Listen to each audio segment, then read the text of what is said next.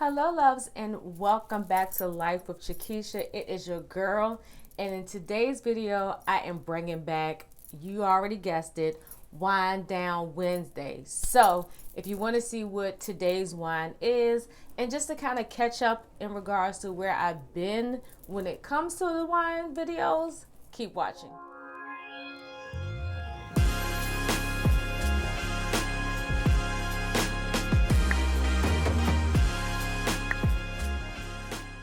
All right, guys, so before we get into today's video, again, I want to welcome back all of my subscribers, all of my wine friends, my wine fam, my sipsters.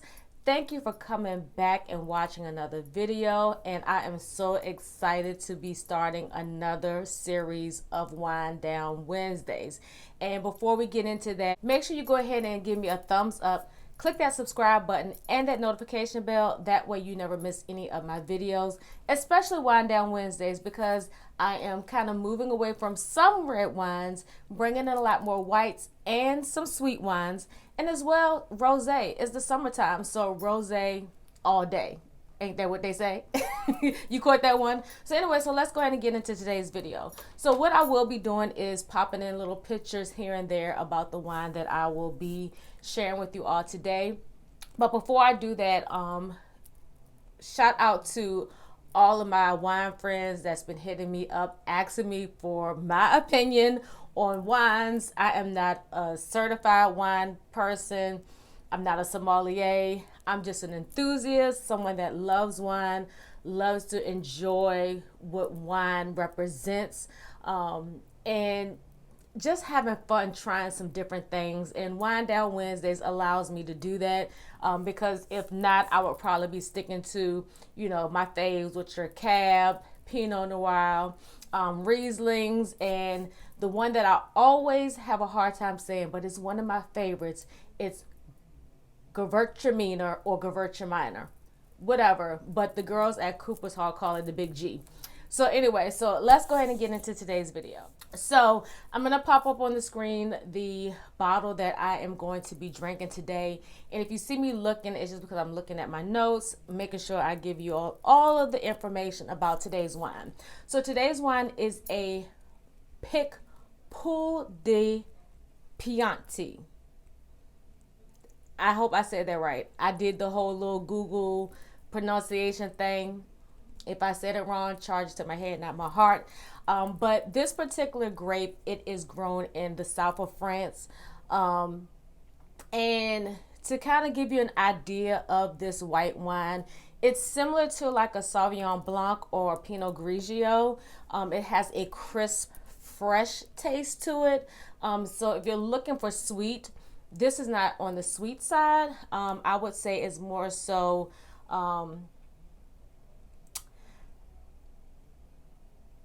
it's a little dry, but in my opinion, not super dry. I'm not a fan of super dry white wines.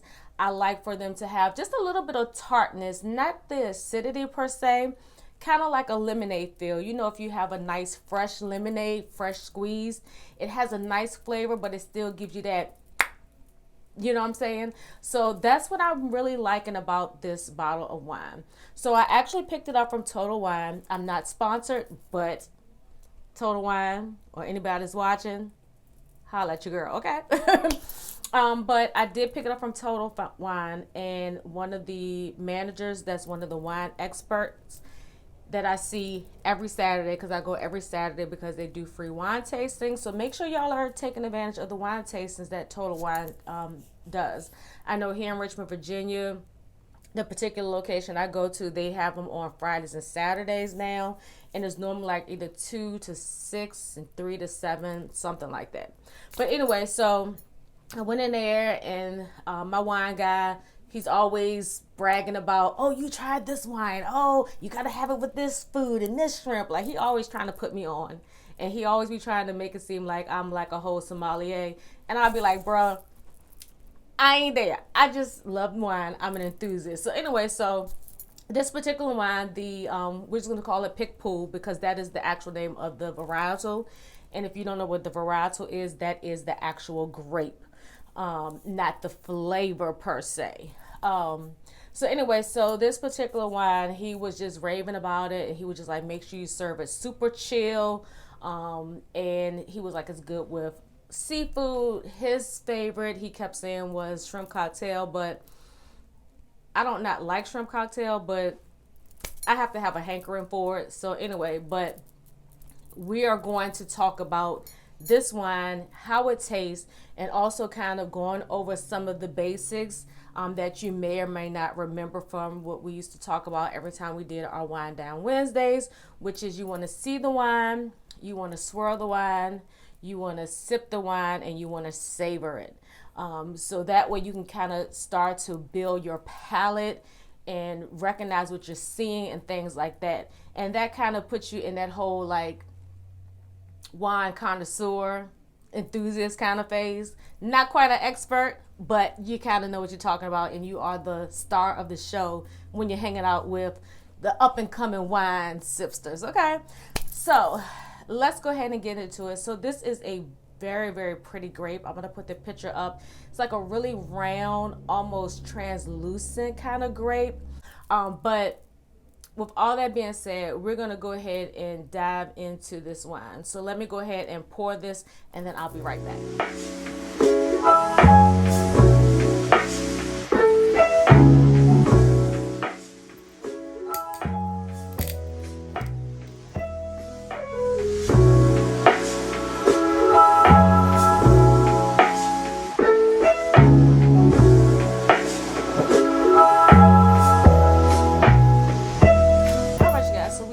Poured the wine, and let's go over some of the basic things that we used to do when we were doing Wine Down Wednesday. So anyway, so once you pour the wine, you want to do a couple of things. You want to try to determine the age of the wine as well as the alcohol content by first swirling. And the easiest way to swirl is to hold the glass by the base to do it. But if you can't, you can always like put it on the, your table. But you want to get a good swirl, because what the swirl is going to do is going to show you the tiers of the wine. And once you do a little swirl, I know it's going to probably be hard to see, but you'll start to see it falling down. So if it falls down pretty fast, the alcohol content is not that high, and the alcohol content on this, I believe it's like maybe 12. Let me see if it says on the bottle. It's a 13, so I was close. So as it starts to run down, if it goes pretty fast, the alcohol content is not that high. The slower it goes down typically represents that it's a higher alcohol content. So trying to see if you can see. My camera's trying to follow my face. But it's hard to see, but as you swirl, it's going to make like a ring around your glass. And as it falls down, will kind of give you an idea, especially like if you're trying to figure it out on your own before checking the wine bottle. Typically, your white wines are going to range from anywhere from 9 to 12. In this case, this one is a 13. But I believe on Total Wine it said 12.9. But either way, it's pretty high for a white wine, in my opinion. Like I said, most white wines you're not going to get, and this is just from my perspective and from the white wines that I drink, most of the time the white wines you're not going to get over 13. And those are just the ones that I've tried. Like I said, I'm not certified, I'm not an expert, I'm just an enthusiast, and this is based on my take. Then the other thing that you want to do is you want to try to kind of determine the age of the wine. This one was, this is a vintage of 2021. Vintage, all that means is the year that the grape was picked. Doesn't mean that that's the age of the wine. Does not mean that the grape is immature. It's just telling you when that grape was harvested. In order to kind of tell how old the grape is, you got to probably really do a little more research. But from what I've learned from studying under the Black Girls Wine Society and things like that, that's what that's what I was told. That is when the grape was picked. And we can always Google it as well. But anyway, so this grape was picked, harvested in 2021. And so the way to kind of tell if it's a younger or older grape is when you tilt it, you're looking for a couple of things. You're looking at the color of the wine, and you're also trying to determine if it's an older grape. Typically, if the halo, so the halo would be like a little line right at the tip of the tilt of the glass. And it's always good to use a white background to look, because if you're looking on, a clear, like if I'm looking straight through my room, it's going to be hard to tell. But if I have like a white background, in which my box light is here, so it has the white, it allows me to see that halo. The halo looks pretty thin. So now that we have swirled, we have saw, we looked at it, we want to go ahead and smell the wine. This is another way to help kind of grow your palate, determine what you're smelling before you taste it, so you can start comparing your senses. Like, wine is a whole sensory thing. Like I said, it's an experience in a bottle. Like when you pour that glass and you just smell it, the aromas and the fragrance that it puts off, it just puts you in a whole different mood. So I'm automatically right now, I'm smelling like fresh fruits. So I'm going to go ahead and swirl it some more. Swirling helps open up the aromas and all of that stuff, as well as the other things I was saying. So we're going to swirl. And it's not even a wrist thing. It's more so like let me see if I can turn myself. It's more so like an arm thing.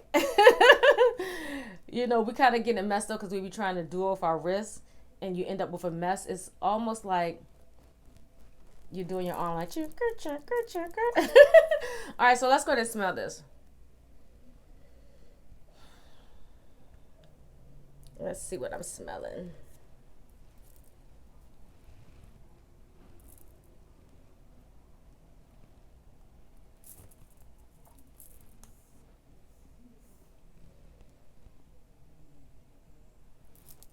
I'm definitely getting like maybe lemon, like some citrus fragrance. And normally like that citrus is like that flavor that gives you that pop in your mouth. It almost smells like it has like maybe some green apples. Definitely more like greeny fruits than anything. And I almost feel like I'm getting like a underripe pear, maybe. So let's go ahead and sip this.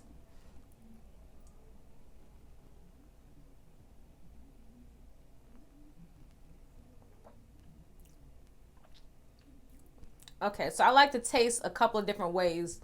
So in the first, I want my first impression. I don't want to do the old, like all the gurgling and swishing and stuff like that. So on the first sip, I definitely can taste like pears. And it does say that some of the notes are like white fruits. So any of your fruits, when you cut it, it looks white. So like pears and apples and things like that. I can definitely taste that. So the other way to taste it, this is when you actually are like really, really trying to figure out a couple of things. You want to swoosh or you can gurgle. I typically swish because when I'm out in public, I don't want to be like, ugh. Now, like if I'm at a wine tasting event and like that's what all, but like when I'm out at a restaurant trying something the first time, I like to swish. So kind of like when you're doing mouthwash, you kind of swishing around your mouth. You're doing that because you want to see how that wine tastes on every part of your palate or your tongue. And that also helps determine the finish and how it tastes on the tip of your tongue and the back of your throat.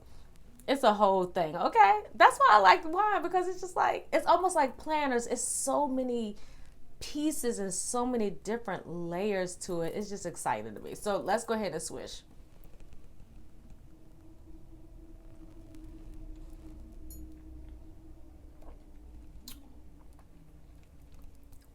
Yes, I'm tasting pear. Oh my gosh, it's got to be pear in here. It doesn't say it in the notes. And a lot of times when you are getting wines, they will have the wine details on the back, but sometimes they won't, so you have to research it. But I'm definitely tasting pear, like in the middle of my palate. At the back of the mouth, definitely can taste the tartness of the fruit. Now on the finish is when it actually starts to go down. Like, what am I feeling? So I'm feeling that alcohol, that 13%. I'm feeling that going down because it's like a little burn. Um, and on my palate, it has a medium finish. Like, it doesn't linger long, but it doesn't have a short lingering.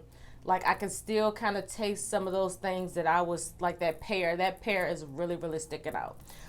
So this is how you start to grow your palate. Trust me, like, I did not know any of this stuff until I started, connecting with, different wine pages and wine groups and things like that.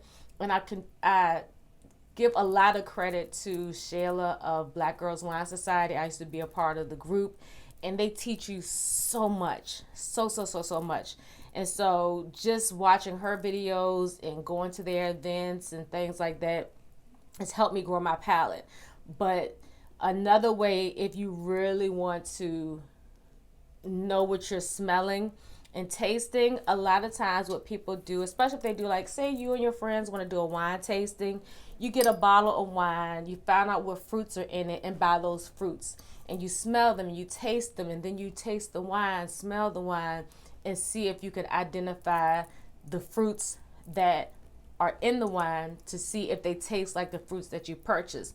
Nice little fun little, girls night, or couples thing, whatever you want to try. But this wine is, in my opinion, just like the guy from Total Wine said, is much better chilled.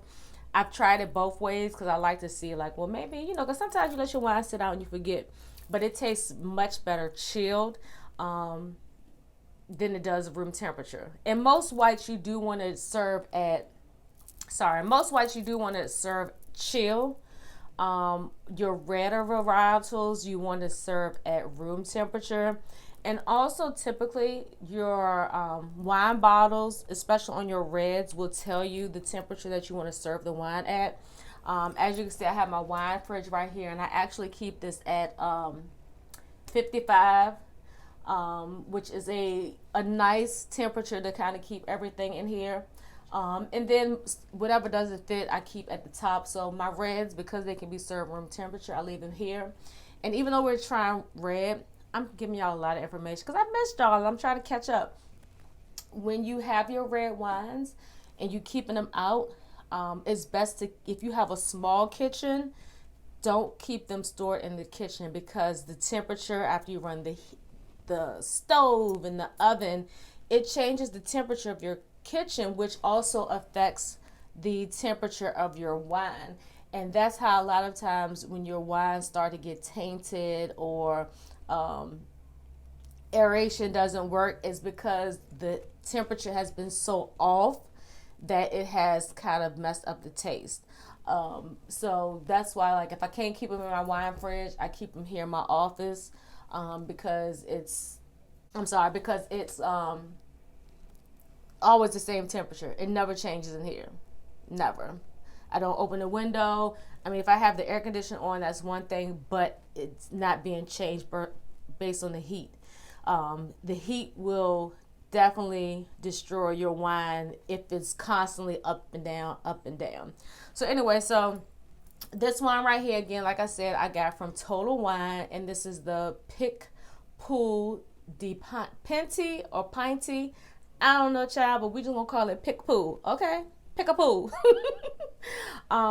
This is great for summer. I'm not a seasonal person. Like, if I like something, I'm gonna drink it year round. But for those that like to have a seasonal wine, this wine is delicious.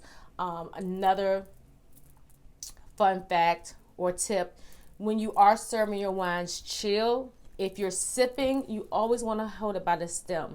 I know like the stemless glasses and things like that are cute. If you are going to go stemless, you want to make sure you keep your hand away from the actual wine, because depending on the temperature of your hand, if you're one of those people who have hot, you get hot, when you hold it like this, it's going to change the temperature of your wine. And as the temperature changes, you'll notice the flavors taste a little bit different too. So I always, whether I'm drinking red or white, I'm holding it like this. Only time you might catch me like this is like if I'm switching hands because this hand got tired and then I go like this. But for the most part, I'm holding it like this.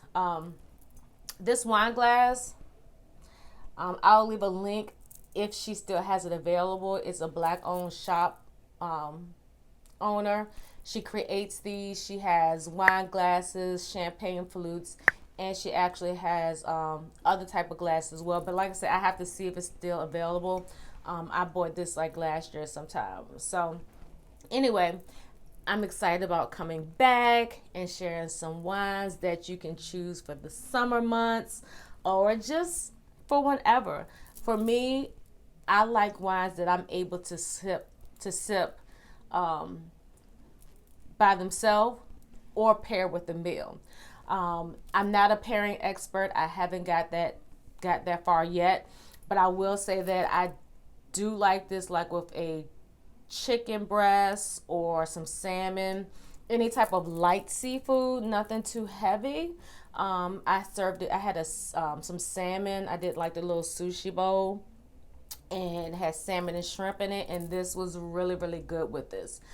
So this will be pairing well with something that's on the lighter side. Not really sure about steak.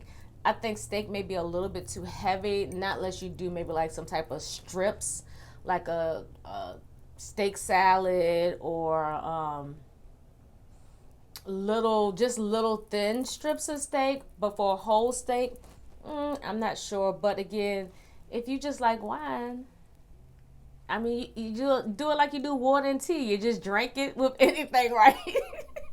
But yeah, so this is gonna be it. I'm so excited. This is like wine season. June 11th, I'm going to a event here in Richmond, Virginia. It's going to be a rosé event, so I'm going to take y'all along with me. So I'll probably do just like a wine vlog for that day. But if you all have a wine that you would like me to try and feature on this channel, just drop it below in the comments. I know a lot of people were wanting more sweeter wines the last time, and I'm going to do it for y'all. Only one I don't want to try, Moscato. You know, if you try one Moscato, you've tried it all. Like, if I do try something like that, I will probably make some type of cocktail with it, like a slushy or something. But your girl can't do Moscato. I'm sorry.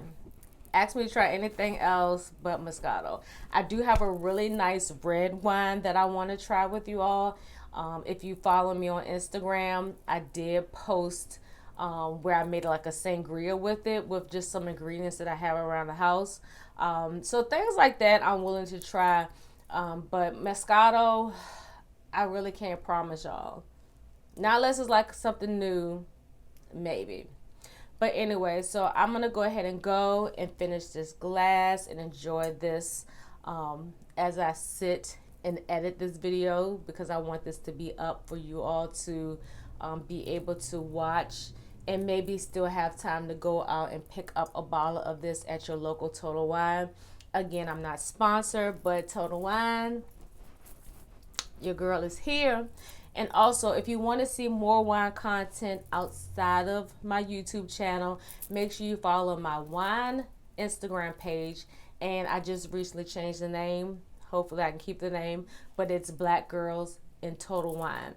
So make sure you go follow, and I will put the Instagram handle below in this video, as well as a link in the description box. And I will also put all of the details about this particular wine And also for all of my digital planner babes, if you're watching this video and you are a sipster as well, and if you don't know what a sipster is, it's a sister that sips. Okay, so if you are a sipster, I do have something fun that I made for my digital planner. It's a way for me to track my wines that I'm liking digitally. I do have several different kind of wine books that I like to use, but I'm just into the digital world right now. Okay, so anyway, so if y'all have enjoyed, make sure you go ahead and give this video a big old thumbs up. As well, make sure you click that subscribe button and that notification bell so you never miss any of my videos. And remember, when you're opening up your bottle of wine and you're taking in all of those smells, just take the time to just enjoy what the wine does, because it is an experience in a glass. So until next time, loves, cheers.